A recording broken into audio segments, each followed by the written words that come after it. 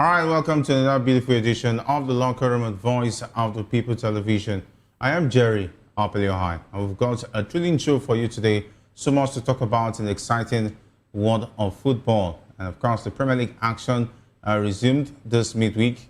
We saw some games last night and some games are upon us today as far as the race for the title is concerned. Man City and Arsenal will be busy tonight.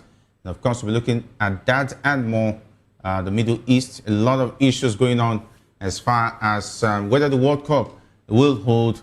Talking about even Mexico is feeling the heat. The Middle East, Iran, whether they're going to be a part of the World Cup is also another big statement. And that's and more we'll be talking about on the show. And the usual suspects are with me, talking about the fees. I like to call him the Algerian. It's great to have you join us. So much happening in the exciting world of football. I see you're holding that smile. You want to laugh at Liverpool. You have heard enough already. So nothing else will surprise me on this show. It's great to have you join us. Well, good evening, Jerry. Good evening to the footballing world. Good evening to everyone out there, the viewers as well. I mean, there's a lot to talk about. And yeah, I'll start with Barcelona, who tried at least to get the better of Atletico Madrid. It was 3-0 on the night, but they couldn't, overturn that 4-0 deficit from the first leg. And Atletico Madrid are now in the Copa del Rey final, pending the other semi-final. They will know their opponents as well. And good game. We also saw Como against Inter right there in the Coppa Italia, 0-0 at Como. Second leg at San Siro. I mean, Como gave Inter a hell of a run, and hopefully Inter, I don't know, they will have to shake up what happened against the Bodo Glimt in the Champions League, to get the better of Como. Como under Cesc Fabregas over the past season.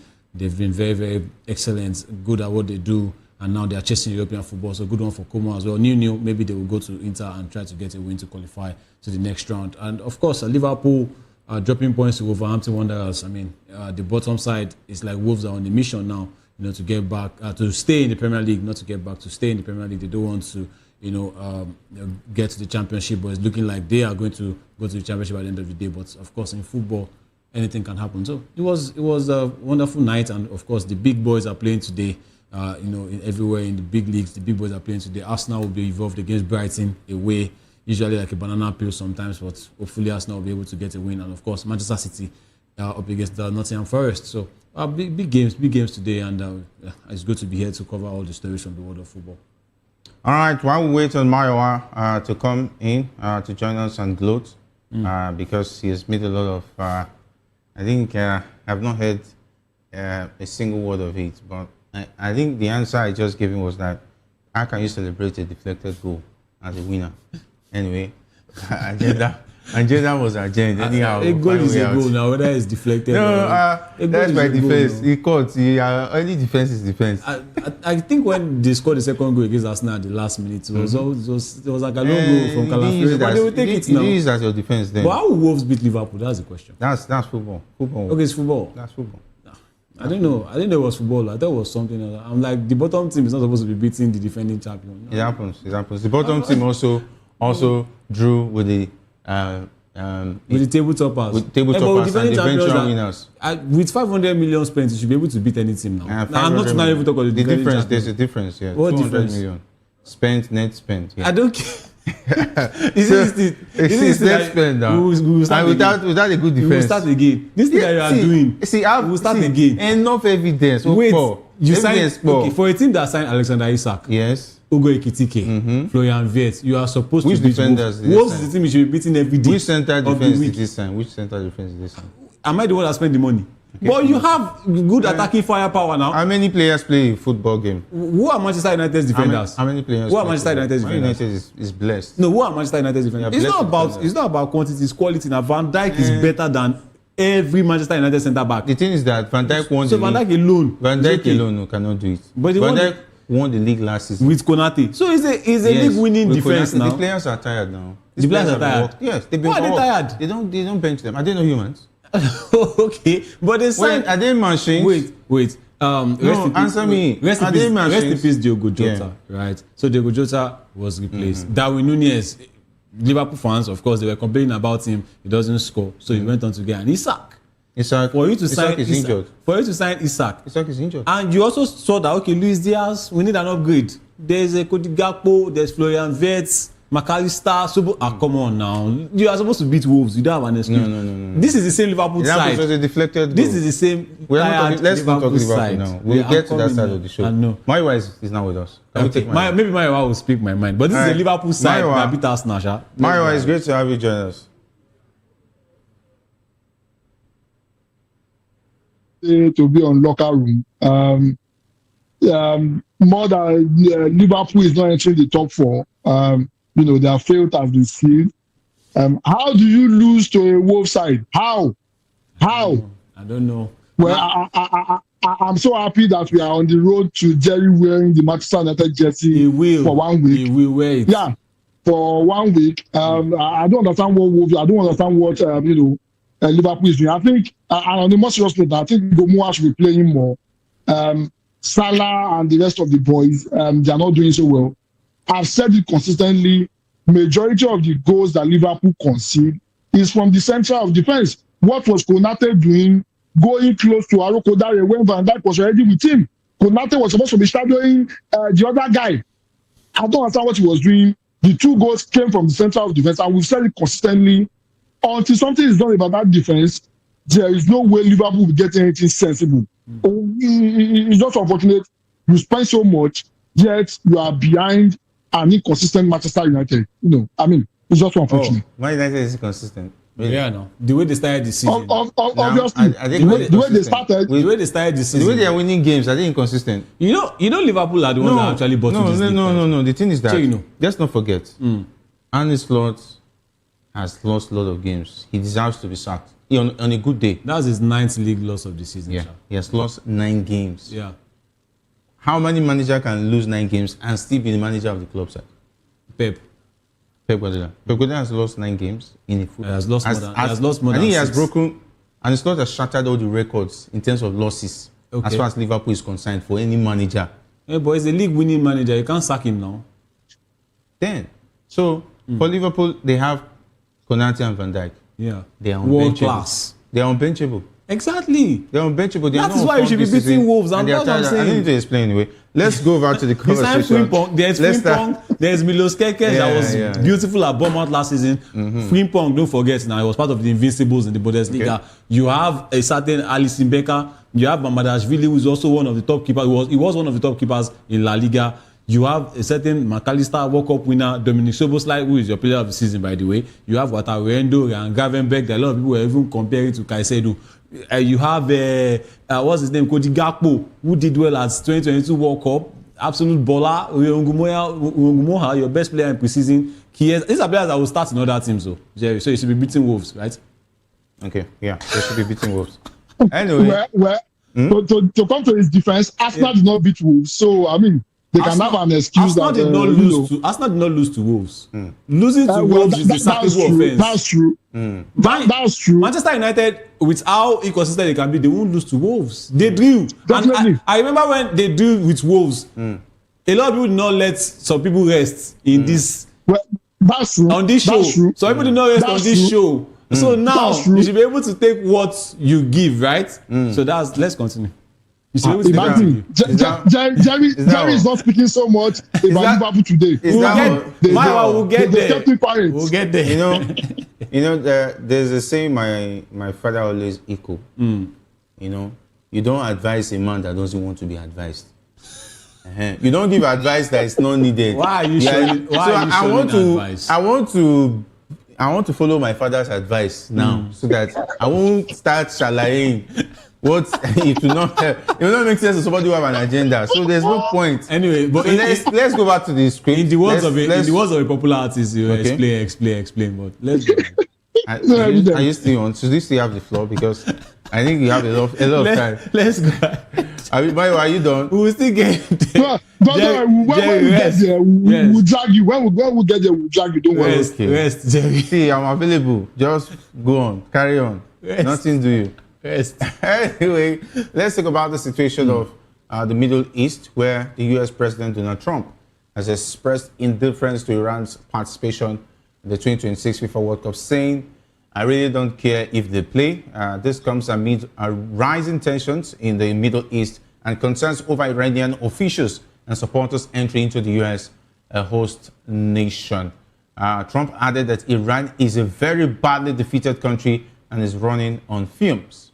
The uncertainty surrounding Iran's involvement stems from recent U.S.-Israel strikes on Iranian targets and Iran's retaliatory attacks on American and allied facilities. And Iran's Football Federation President Mehdi Taj has suggested that the security situation could affect their participation, stating that they can't look forward to the World Cup with hope after the attacks. And FIFA has traditionally kept politics separate from the World Cup, but the situation is being closely monitored. Iran had qualified for the tournament and is scheduled to face New Zealand, Belgium, and Egypt in the group stage. And the 2026 World Cup is set to be hosted by 3 countries, namely the US, Canada, and Mexico, and is expected to attract millions of fans worldwide. It's a difficult situation for Iran. Yeah. And when Russia attacked Ukraine, Russia was immediately was cancelled. Yeah. was cancelled. Yeah. By FIFA. Yeah. I don't know what FIFA waiting for. Why can't they cancel US too? That's the question.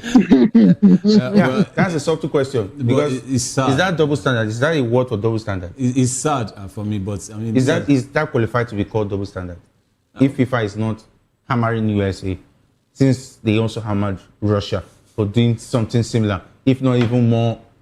But you will look at the timing. Is there really much time to start giving another country to host the World Cup? Canada and Mexico can co-host. Canada and Mexico cannot host the World Cup like the United States. I mean, They we can- all they know have that facilities. majority of the games, about 70%, 75% of the games that will be played in the US. It's not. It's And not. we've They already can, they can shift it. And this is not. We're not talking about Africa. We're talking about Europe. We're talking about the Americas. Jerry, you know how Canada FIFA have can facilities. be. You know Yeah. how FIFA can be as well. As much as we praise FIFA, we wait for their judgments on things. You know how FIFA can be. You remember 2022 World Cup when FIFA Uncovered came out. FIFA Uncovered when it came out. You remember we saw a lot of things in the back end of FIFA. We know how FIFA can be. And this time around, USA also given the rights to host the Club World Cup. They are already looking towards hosting the World Cup as well. And of course, FIFA is always preaching politics aside football. Politics is independent of football. But it's a shame that less than 100 days to the World Cup, this is what we are facing. Political tensions here and there, and about to affect the World Cup. Iran originally, even before all these attacks, I remember when the President Donald Trump brought out a list of nations that were not going to get visas. He said they were going to have trouble getting visas to the World Cup. Iran was one of them. So even Iranians now, there's no way you can even convince them. It's not even about the players now. Out of their fans, there's no way you'll be able to convince them. They'll be like, okay, what if we travel to the USA and they round us up because we are Iranians?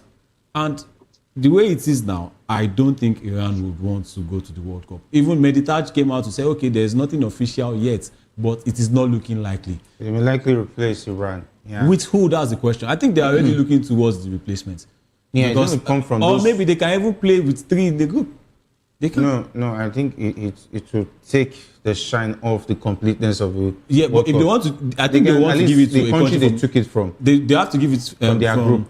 A country from the From the Middle finals East, group, yeah. from Asia, and there is one country that is in the playoffs. That's Iraq. Okay, they So just maybe they automatically can ask give it to Iraq to stay. Then Iraq has to be replaced in the intercontinental playoffs from where?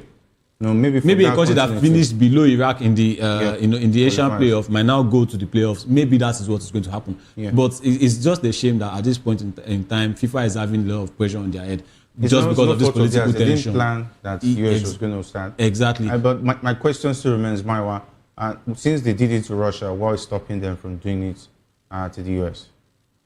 Well, it's going to be very difficult. And let's put things in perspective. There are a lot of Iranians in the US. If Iran decides to let their team to go, definitely you have a lot of Iranians, supporting their team. Majority of those living under the dictatorship in Iran do not support the government, and we know this by the kind of celebration that comes up after the strike and just all that. However, Jerry has raised a very, very valid point. I'm of the opinion that there should not be sacred cow. Whatever judgment you have meted out to Team A, if Team B does the same thing, the same judgment should be meted out to them. I think FIFA is an hypocrite, and they can't stand up to the US, and that is the reason for that. In as much as we want to go into politics and start discussing why US did what they did and just all that, we might be able to find some justification for some justification. However, if we are sticking to just strictly football, since they did Russia from any footballing activity because of their aggression against Ukraine, I think the same thing should apply to the US. And if Israel were also to qualify for the World Cup, the same thing also apply to Israel, because I mean the two countries, launched the attack first. Whatever happened, they launched the attack first. If you are talking strictly about football, removing whatever what might have prompted the attack and the rest of that. Strictly football, I think FIFA should have stood up to the US and banished them.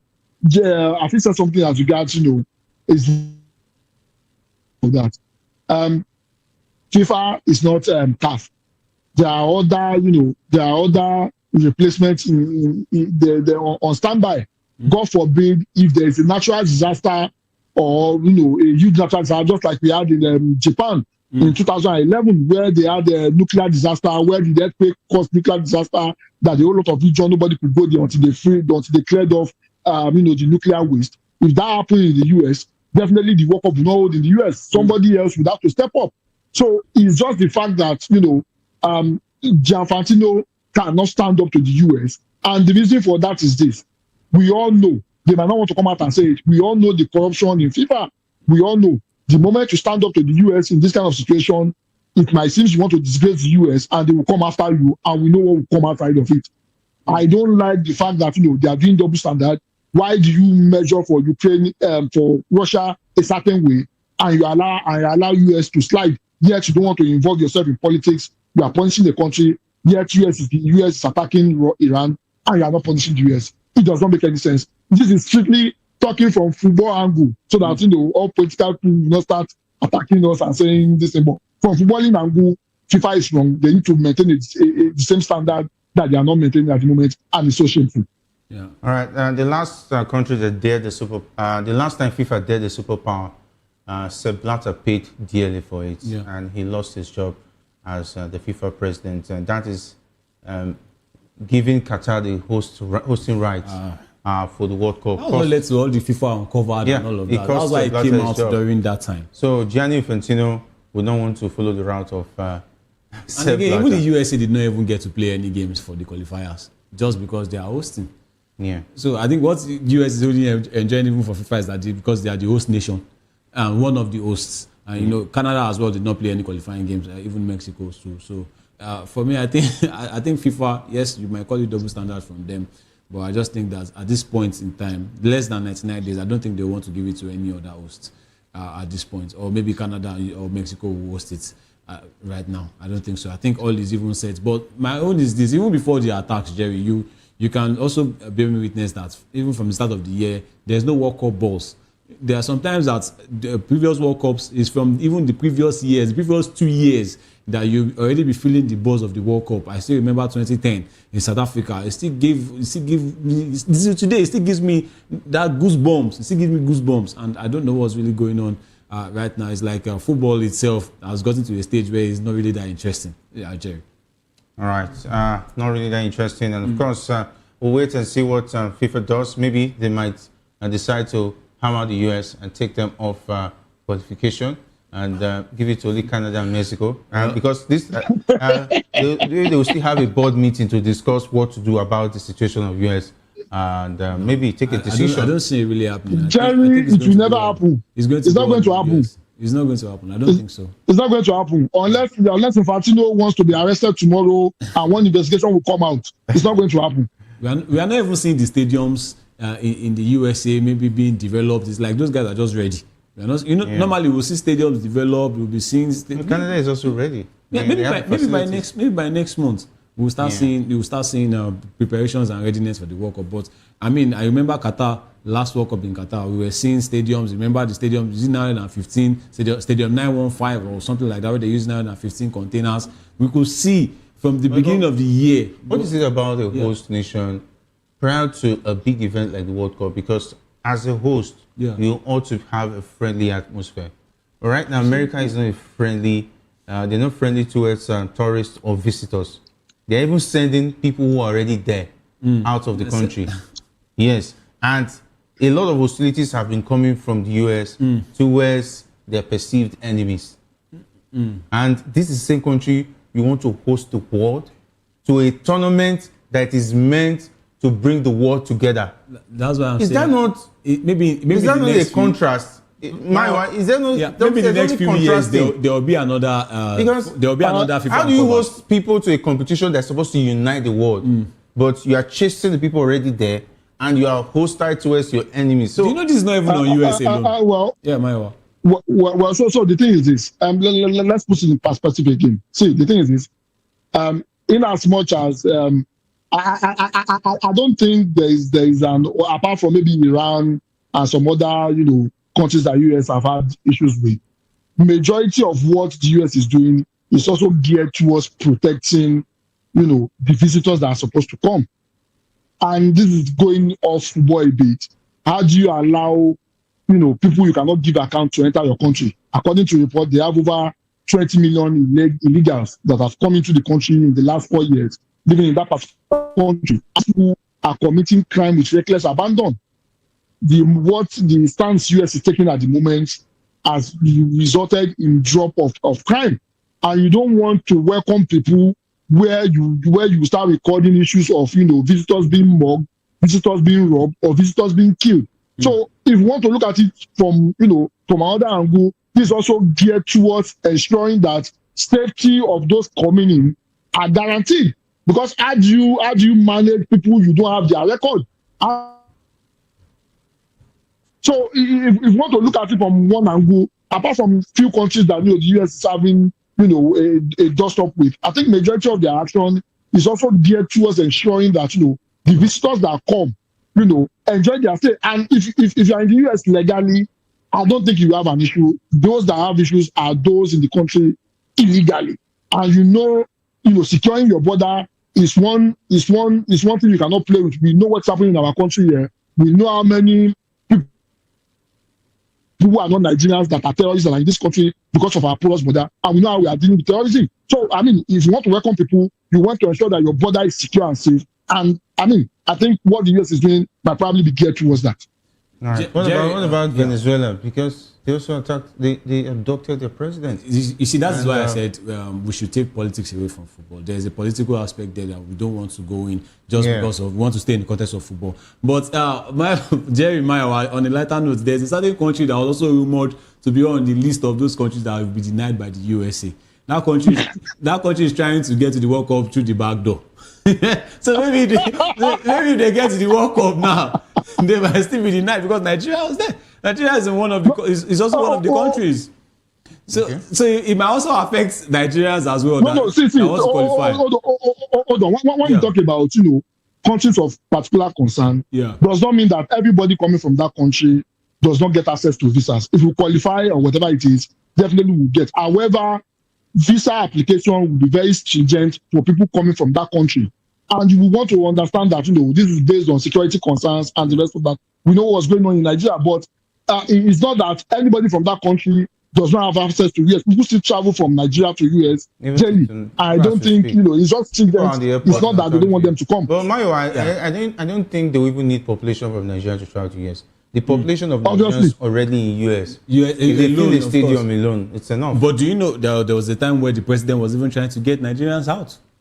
The thing is that so if you're a country of security concern, the thing they gave a stats of the implication of deporting Nigerians from the US and how many billions that America is going to lose economically if they even attempt that. Okay, we are going after Nigerians.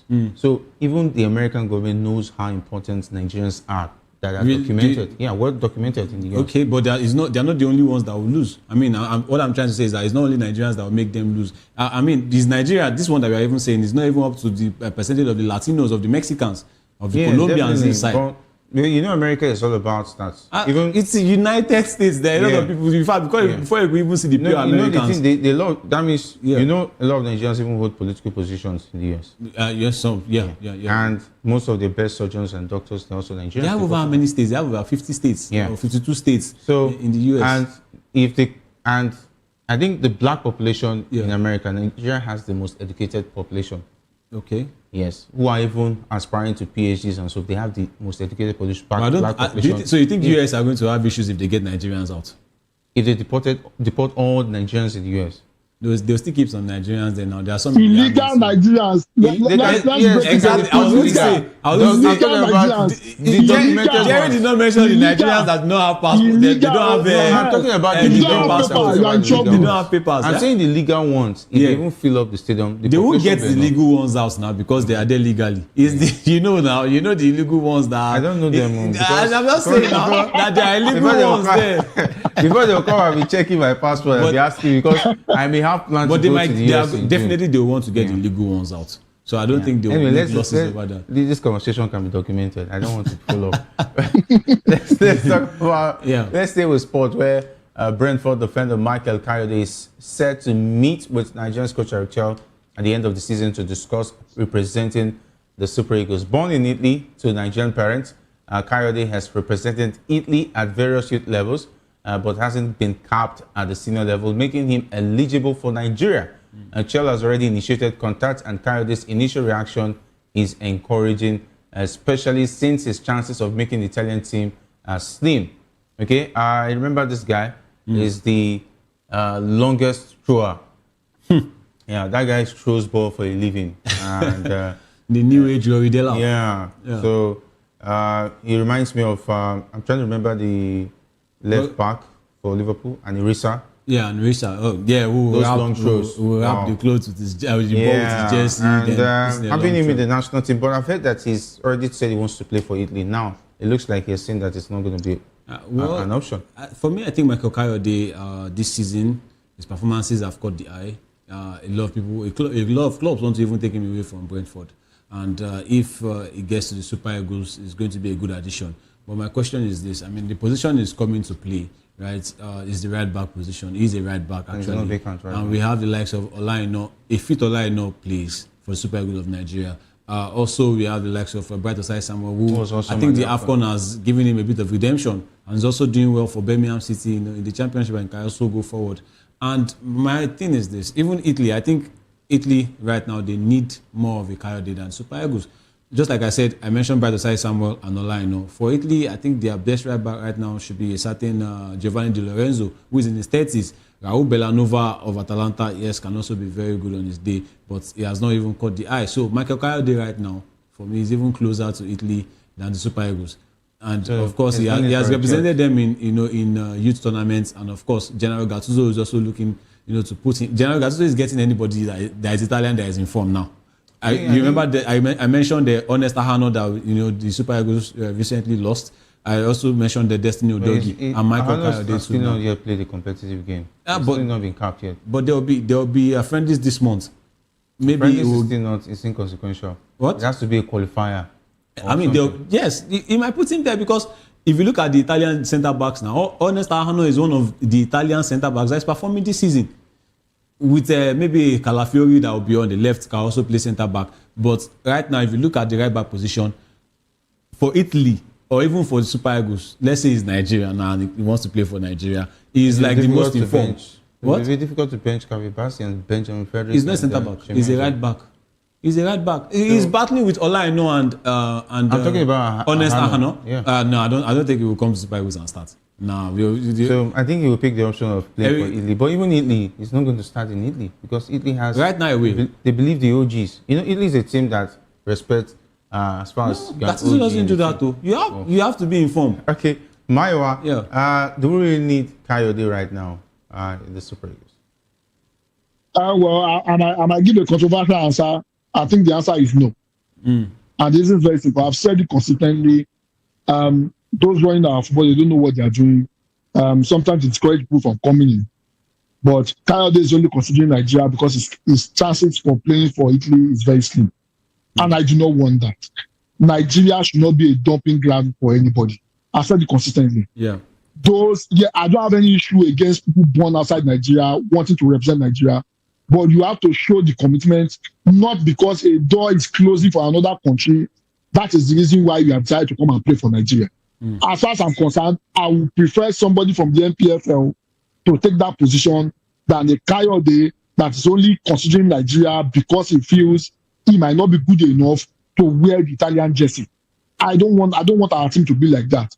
It doesn't speak well of our national pride, he doesn't speak well of our national team. So if the reason why he's coming, based on the report, is because, his chances of playing for Italy is very slim, that's the reason why he's coming, then we should not invite him. We should look for somebody who is actually genuinely interested, who is actually genuinely passionate, and not because there is lack of opportunity. That's why he's playing for Nigeria, that wants to play for Nigeria, not those ones that, will probably choose Nigeria as team C to their team plan A and plan B. I do not appreciate that, and I hope, Chair and his team, they look for somebody else that doesn't want to use Nigeria as an opportunity to boost their career, because where they wanted to go, there is no space there. All right. And if you look at the profile of the player, I think this season itself, a lot of people have even seen Kayode more from his long throws, not even from his actual defending or attacking skills. It's from his long throws, from his set pieces. And if you look that's very correct. And if you look at the likes of Osai Samuel, Osai Samuel is good going forward and can defend. And this time around, you want to come and play for an African team. When you are playing the AFCON qualifiers, it's not going to be all about long throws. It's going to be about how physical, how strong you are, how good you can defend, and also how good you can support your winger as well. So I think for now, just like Mayowa said, I think it's closer to Italy than for the Super Eagles. He should go on and play for Italy. I wish him a wonderful career, by the way. And this is also like a reminder for us to grow our own. And just like Mayowa will always say, that you don't have to make Nigeria a dumping ground. We need we need players that can grow from here. Unfortunately, we don't have the climate for those players. All right, let's see how that pans out. Nigerian Super Falcons bounce back from a first leg defeat to beat Cameroon's indomitable Lionesses 3-1 in the second friendly match at the Military Stadium in Yaoundé on Tuesday. And the Falcons, led by coach Justin Madugu, made 7 changes to the lineup and initially trailed 1-0 after Cameroon scored in the 7th minute. However, they turned the game around with goals from Chiwendu Yezwo, Rinsola Babajide, and Mitchell Alioze, who scored the header in the 64th minute. Mitchell Alioze reminds me of Messi with that height, scoring a header. I think the last time I saw that height scoring a header was against Manchester United in the final. Yeah, 2009. Messi. Mitchell Alioze did the Messi against Cameroon. And the victory marks a strong response from the Falcons. You know what you did there? Did I really do it? You did something. No, don't worry, you get it, don't worry. You know what you did. Don't worry, he knows. He knows what he did. By the way, it was an innocent analysis. Innocent analysis. Yeah. Intentional analysis. Because calm down, I had to talk about that header. Okay. Mitchell Alioze, crying out loud, shouldn't be scoring headers. Yes. Yeah, because of our height and situation. Okay. So, but if he scores with a header, it's something to mention. And of course, look-alike, I just want to bring out look-alike. So what happened to Gini Wijnaldum against Barcelona? Who has scored 2 headers? Gini Wijnaldum. You should have mentioned Gini Wijnaldum. But if you want to mention notable names, would you put Gini Wijnaldum ahead of Messi? Okay, so you wanted to make it notable. There's a notable name you have to talk about. Jerry. The ones that people remember. Yeah. If you didn't say mention Gini Wijnaldum, I won't remember. I'll just say it ahead now that when the spills on you, I'm not there. Let's go. Oh no, he knows what he's doing. I will let him. Falcons victory marks a strong response for the Falcons after the narrow 1-0 loss in the opening match, and which ended in an 11-match unbeaten streak. And the team will now focus on the 14th Women's African Cup of Nations in Morocco, scheduled for March 17 to April 31. If you take a look at it, the competition is very, very close now. It's no longer far off. Yeah. And it's a good way to respond from that 1-0 loss to the indomitable Lionesses to get that result. Mayowa Madugu had to make the changes. Erabo was in goal the last time. I know he was looking after was it the Rivers Angels goalkeeper? Is that her name? No, Abia Angels. Abia Angels. I was looking forward to the Abia Angel in goal. And anyway, but it is what it is. Right? Yeah. Mayowa, good result for the Falcons. Well, good result. It was good to see Nadozie back in post. And if you watch that game, because I had time to watch that particular game again. Yeah. I think Madugu is building something that's very crazy. In that particular game, they scored 2 goals from set pieces, and there were a lot of crosses in that particular game. It seems he wants to start utilizing, people from the wings, and I could see Mitchell Alioze, Rinsola, Baba, Jide, if I'm not mistaken, that's her name. Very, very active in terms of crossing and creating an opportunity for the likes of Ajibade. And another interesting thing in that particular game is that majority of the Cameroonians were much more taller than Super Falcons player, and these ladies were still winning headers in the 18. And that's kudos to Madugu. The Cameroonians scored first. There was a lapse in how they set up in their defense. The Cameroonians scored first in the 7th minute, and it created a bit of panic. But the girls came back and they did so well. I think the way they came back, it's a testament to the fact that you can't write them off, and they are already geared up to try and a couple of players, also come back that we are not part of the last AFCON also playing, and they also deliver. So I think we are spoiled for choice, and going forward with that kind of thing, we are going to do well. I'm just hoping that for the sake of our fees, Fatima Oloko gets to play some games. I don't know why he involved me there. Fatima Oloko, is that her name? Yeah, Fatima Oloko, yes, Yeah. Of course. That's her name. That's her name. But I know you will remember. You will not forget. but you just asked me. I just wanted to confirm to know you have a good memory of that, David. I should have stayed quiet. But it's okay. It's okay. That's her name. That's her name going forward. And the way I'm seeing it, I don't think she's going to go to the WAFCON proper. I think it's going to be Erabo, and there's another goalkeeper in there. But I think it's going to go with 3 goalkeepers. Maybe Erabo. There's a 4th goalkeeper. I'm trying to get her name. But Fatima, look, if you cannot remember her name, she's not important. She will not be going. I can't remember her name. She will not be going. But jokes aside, banters aside, Fatima Oloko has been fantastic with her performance. And the other goalkeeper, Tolueyi, I think the last AFCON will be her last AFCON. She's not going to the AFCON again. Now, those as number 1. Why is yes, Irabo played in the last friendly? Why is Fatima Oloko not the top choice? Why is another person ahead of her? And because the performance he has put in so far, has distinguished her, and I think it will be another, bonus for the team to have a goalkeeper like that. He's very young, and this comes with the experience. Especially in our own league, coming from our own league, right here. And we are always talking about improving our league. And the fact that the men has not been watching the Super Falcons, the Gen Zs and the young guys, like That's my true. fellow brothers, so that they can watch the Super Falcons. It's also Gen Z. Yes. So that when she's celebrating, I think they'll be looking forward to when she'll be celebrating the goals that Super Falcons will be scoring. Sorry from we have to take somebody based on merit. We are always calling on merit, and she's doing well for our club side. Merit award. Yes, I know he will organize the merit award too for her. Yeah, let's move on to the next. All right. Let's talk about Barcelona's Copa del Rey semi-final comeback bid fell short as they lost 4-3 on aggregate to Atletico Madrid, despite winning the second leg 3-0 at the Nou Camp. Marc Bernal scored twice, and Rafinha converted the penalty, but it wasn't enough to overturn Atletico's 4-0 first leg advantage. The match was intense, with Barcelona pressing high and creating chances, but Atletico's defense held firm. And Lamine Yamal's brilliant assist set up Bernal's opening goal, and the teenager's performance was a highlight of the match, and Rafinha's penalty gave Barcelona hope, but Atletico's experience and resilience ultimately proved too much, and the result means Atletico Madrid will face the winner of Real Sociedad and Athletic Club in the Copa del Rey final.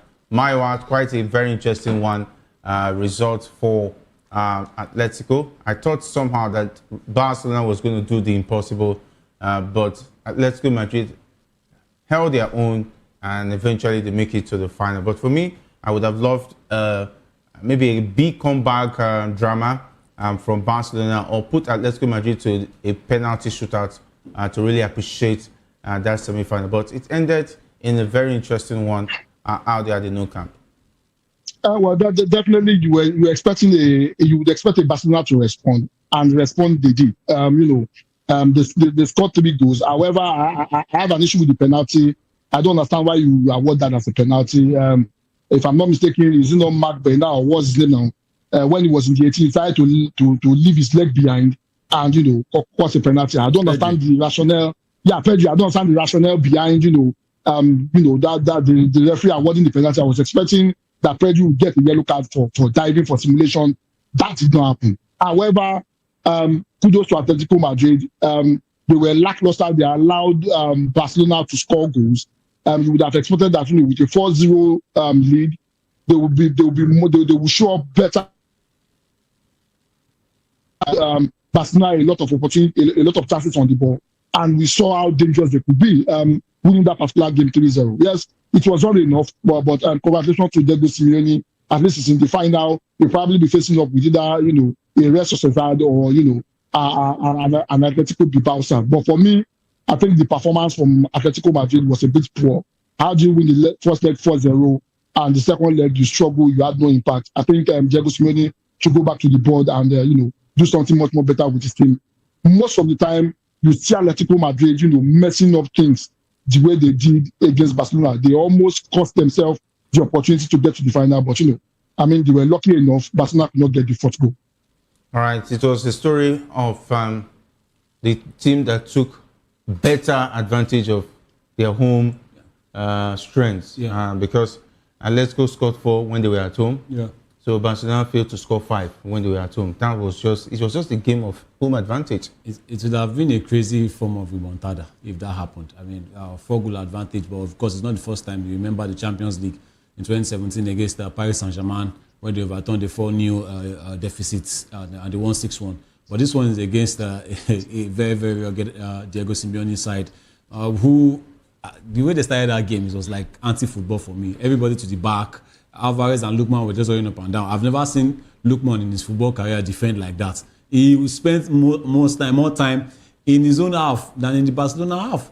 It was only like Julian Alvarez that was advancing, but of course, it was not enough for Barcelona. And just like Mayowa said, that penalty, it looked clumsy. I don't think the player there touched Pedri. He went down to the box too easily. Even the third goal from Marc Bernal, yes, it looked offside. But with the new offside rule, the offside rule saying that the hand is not part of the body that will get you a goal, so the hand can be excused because his hand was really stretched and it wasn't called offside, and he went on to score the third goal. I think if Atletico had considered the fourth goal, they would have been very, very livid. They would want to call, and there are many calls that didn't even get to the VAR.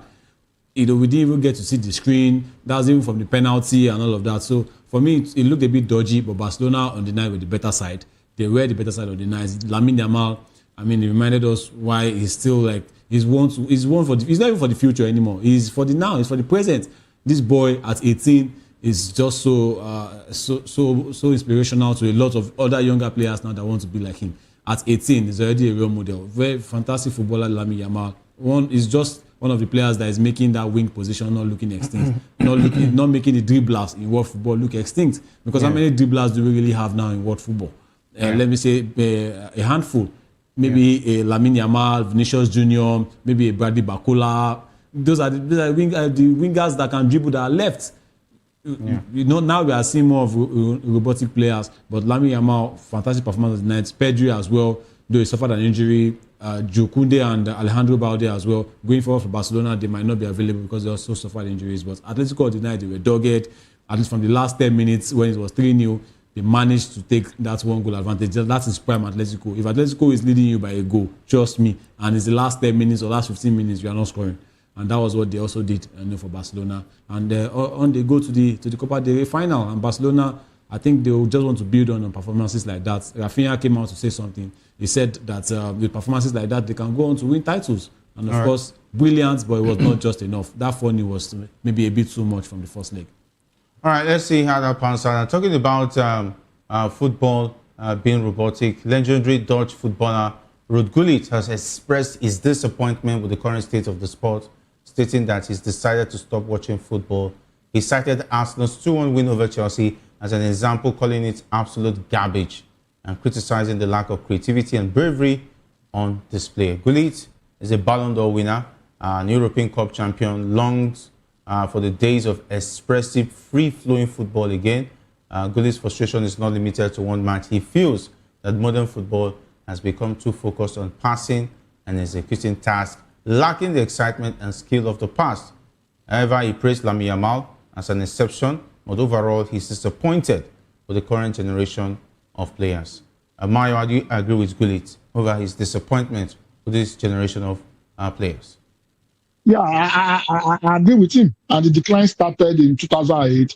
The Spanish side that won the Euro, Euros, yeah. World Cup, and the Euros again. They elevated the tiki taka, and also, Guardiola too also contributed to it. Everybody wants to play out from the back now. I remember an interview where Henry said while he was at Barcelona, even though he scored, because he was not doing the positional play that Guardiola wanted, after scoring, he substituted him, and they had a fight over that, and he had to revert back to positional play. You have to play it this way, you have to do it this way. Football is no longer exciting. And I think he said something in the last segment when we were talking. How many dribblers do we have now? Take out a Lamine Yamal, take out a Vinicius, maybe a Bakola. How many people do you used to take on defenders regularly? They don't. They just hold the ball, they pass, and there is no initiative. The coach thinks for them. The play is robotic. You have to be here, you have to be here, you have to close this space, you have to do this, you have to do that, and it takes away the fun from football. I'm hoping, this generation of robotic coaches will pass, and we get to see coaches that are much more expressive, that allow players to flourish. A typical example, you can see what Carrick did with Manchester United. Amorim was a rigid coach. Carrick came in, he said, let's play the way you want to play, set up this way and play the way you want to play, and the players are able to express themselves, and we can see the result. Bullet is very right. I think the coaches we have right now, they are killing football and not making football interesting anymore. All right, do you agree with him? As much as I want to agree with what Oduilit and also what Maiwa said, I also want to give him maybe an excuse on the fact that, look, football these days, now a lot of money more money is even pumped into football these days. Technology as well that are limiting the way the game is even played. And, brands and, football agents, football clubs are trying to just protect their investments. You sign a player of 100 million, you want to keep him protected at all costs. I think that is also what is affecting our game. But where I would just disagree a little bit with Hullit, the fact that he's even speaking as a legend and he's even taking the Arsenal versus Chelsea game because he spoke after the Arsenal-Chelsea game, I think he's also speaking on a little biased part because he used to play for Chelsea, right? And we remember these are the people that used to praise Jose Mourinho when he was doing what he was doing then. I'm talking about Hullit. Yeah, he was a former Chelsea player. Well, that's that's correct. When Mourinho... No, he didn't play under Mourinho, but they were praising that style that, they love what Mourinho did. He was very, very, how would I put it now, strong at the back. He can defend properly. Defense then was praised. Why is defense now, being abused or something? Is he talking about defense or the style of play? Yes, it's saying that free-flowing play is not there. Now, more people are rigid and robotic, but rigid and robotic was praised during the time of Mourinho. So Mourinho was playing robotic football in that. It was very rigid. Now, how did you concede 15 goals? Okay. Just in the whole season. Okay. So I'm just saying that those styles, yes, like I said, I spoke about the technology and the investments made on the players. That is also what is was that Chelsea's team this bad compared to what we're seeing now? That they only focus on. They are still exciting teams. Yes, Maiwa has laid something on maybe the Pep Guardiola when he started in 2008, 2009. And also the Spanish team, the tiki-taka style of play. A lot of people are now taking a leaf from Pep Guardiola's books. But still, there are some things some styles of play that were praised in the past, and now it's looking like it's taking the fun away. And also, if you look at also other positions, it's not even just wingers. How many pure number 10s do we have in football these days? And remember in those days, number 10s are like... I saw something from another platform, right, where I saw the level of passers 10 years ago. We're seeing the likes of Fabregas, Santi Cazorla, Andres Iniesta, Xavi, giving the passes. Right now, fast forward 10 years later, the best passers in the game now are centre-backs because everybody wants to play from the back. So I think I would really, really agree with Maiwa from 2008, where this tiki-taka style of football, started coming in. And also when a goalkeeper is not known for making saves, is now known for playing out from the back, playing with his feet. I think new tactics in football, technology and all of that, has really slowed the game down. So I will agree with Hullit on that part. But when he was trying to talk about Arsenal's tactics, because I saw that interview and he was talking about Arsenal's tactics against Chelsea, I think he was speaking from a biased side. All right, let's wrap this up. Time really fast spent. Maiwa, I would have loved to get more of this from you. Of course. There's no much time because Arsenal takes on Brighton, and Man City takes on Nottingham Forest. Forest those are the two games that will look interesting this tonight. Yeah. Maybe I'll give you enough time to also talk about Liverpool losing to Wolves tomorrow. Of course, we'll have to wrap it up here. Thank you very much, Maiwa. It's been awesome having you on the locker room.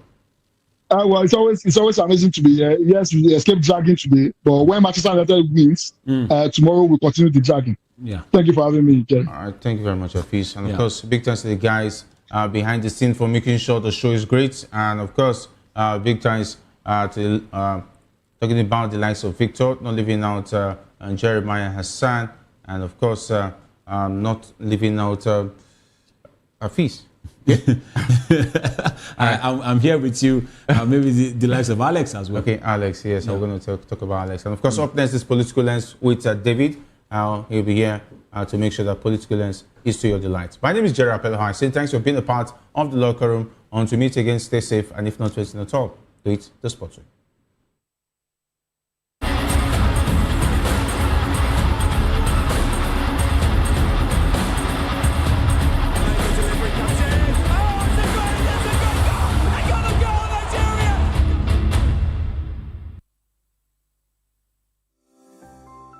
VOP TV. Now, you have more than a voice. Join us as we drive into the world of politics through insightful interviews with prominent political figures, both serving and former governors, ministers, senators, legislators, party chieftains, activists, and analysts. Get first-hand information into the decision-making processes that affect our daily lives. Highly engaging one-hour program that brings political discourse into focus. I am Chukwuma Okoro. Political Lens, Monday through Friday, 6 to 7 p.m. Join us.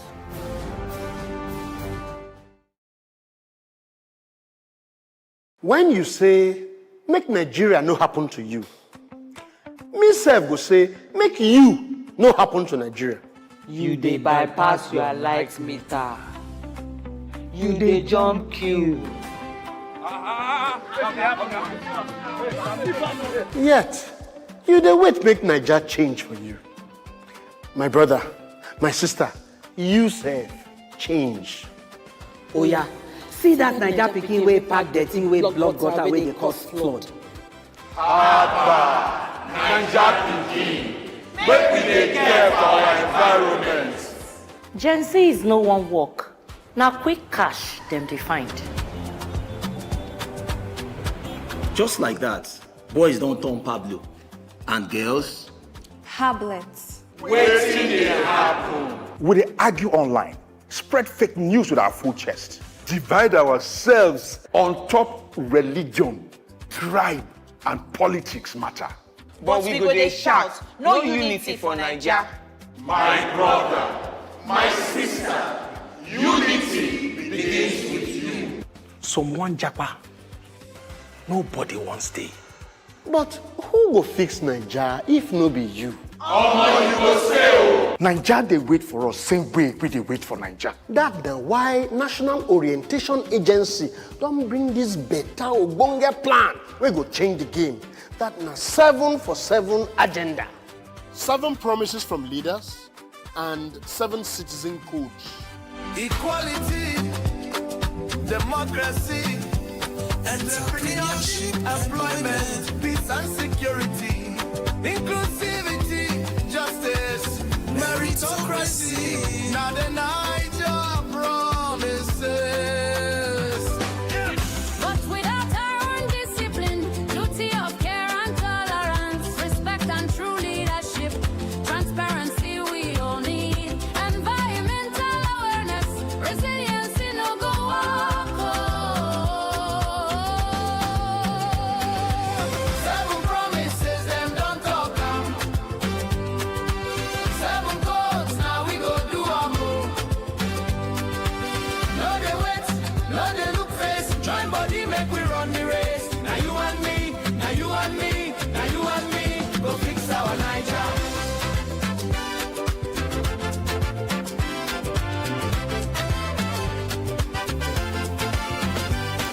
Live bribery, wash your hands, come out from mago ways. Talk true when you see am. Security concern na all of us.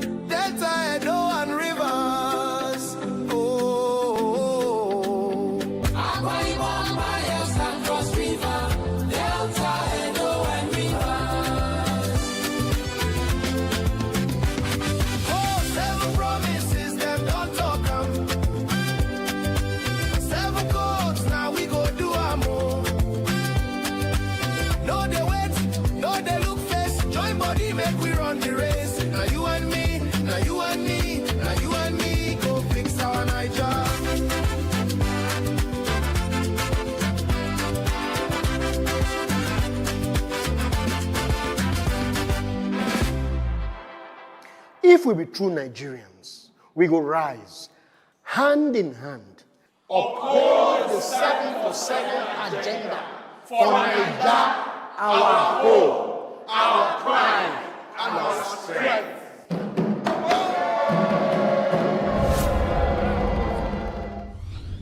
Powered by National Orientation Agency. In a world where truth is the ultimate power and opinions scream the loudest, it's time to wade through the noise. Hunger no get tribe.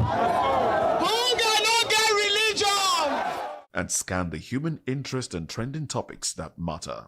Stay tuned to The Issues, your plug to the stories making the buzz, from politics to science and technology, social justice, and more.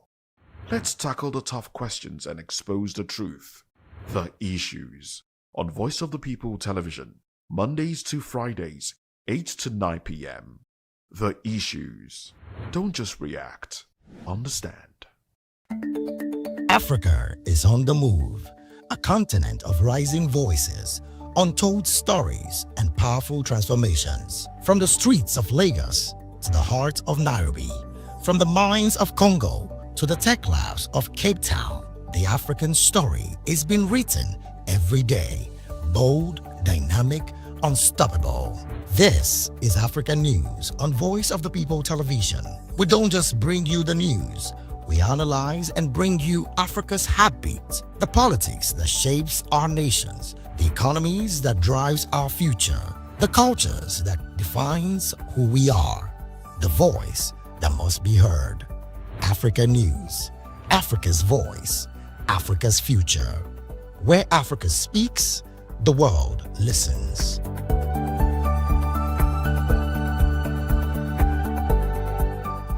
To know the happenings in the maritime sector, join us on the program Maritime Frontiers on VOP TV as we discuss key areas in the maritime sector, from aquaculture, maritime transportation, maritime labor regulation, oil and gas exploration, ferry and passenger insurance, marine pollution and prevention, port operations, and lots more. Maritime Frontiers, exploring Nigeria's blue economy.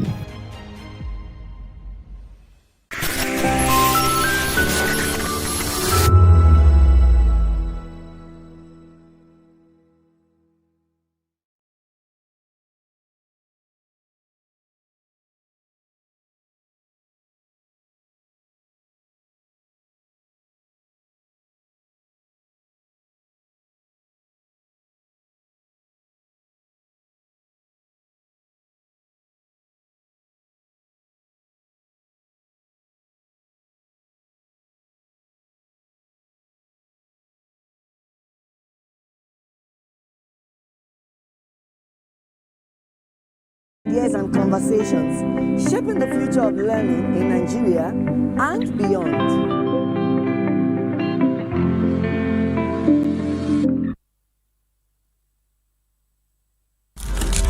In a world where passion